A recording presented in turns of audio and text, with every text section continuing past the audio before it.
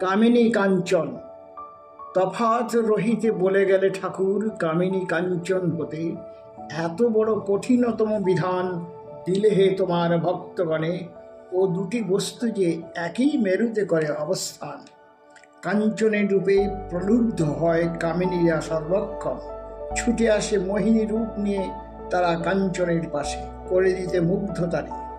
বোধ বুদ্ধি অমনি হারিয়ে ফেলে কাঞ্চন, লালাহিত হয় কামিনীর রূপে, অকৃতকার্য হয় একে অপরকে ছেড়ে দিতে। কামিনী যে নাছোড় বান্দা, কাঞ্চন পেতে না হলে যে সে তার রূপ খোলে না। হতাশায় ভোগে, কি হবে এখন ঠাকুর বলো গো।